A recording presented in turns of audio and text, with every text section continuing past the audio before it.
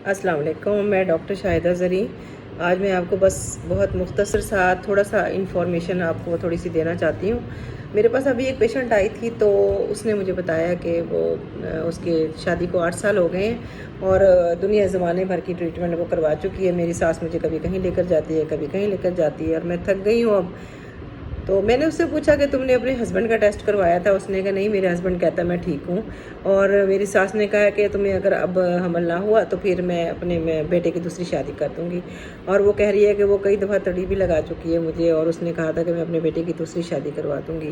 اس سے پہلے بھی میرے پاس ایک پیشنٹ آیا تھا، تب اس نے اپنے بیٹے کی شادی کروا دی تھی، لیکن اس سے بھی اسے پریگننسی نہیں ہوئی تھی، تو پھر وہ سوچ رہی تھی کہ میں تیسری شادی کروا دوں۔ تو ہمارے معاشرے میں یہی ہوتا ہے کہ اگر بچہ پیدا نہ ہو، حمل نہ ہو، تو وہ سب سے زیادہ قصوروار جو ہیں وہ فیمیل کو ہی ٹھہراتی ہیں کہ یہ بانجھ ہے اور اس کو بچہ نہیں ہو سکتا، جبکہ فیمیل میں ایسے کوئی مسئلہ ہو یا نہ ہو، ہسبینڈ کا ٹیسٹ وہ کرواتے نہیں ہیں۔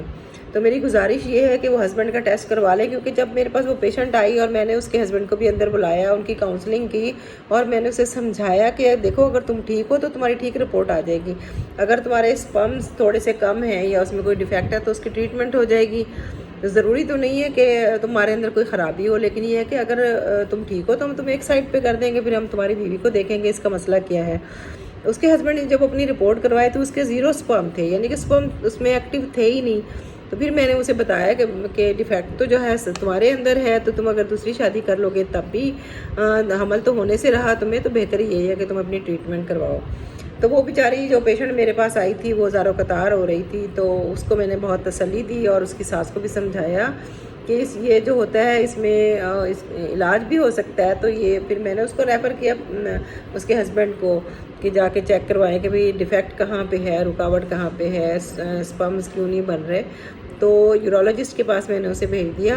لیکن میں بس یہی میں بتانا چاہ رہی ہوں کہ اگر بچے نہیں ہو رہے تو اس میں صرف عورت کا قصور نہیں ہوتا، اس میں مرد کو بھی اپنا چیک اپ کروانا چاہیے، اور وہ بھی اتنا ہی قصوروار ہوتا ہے، اور صرف عورت ہی بانجھ نہیں ہوتی، مرد بھی بانجھ ہوتے ہیں۔ تو آج کا میرا یہ بس معمولی سا مشورہ تھا کہ جب بھی کبھی آپ کو ایسا کوئی بات ہو یا حمل نہ ہو رہا ہو تو آپ دونوں جو ہے نا پارٹنر ان کو چیک اپ کروائیں۔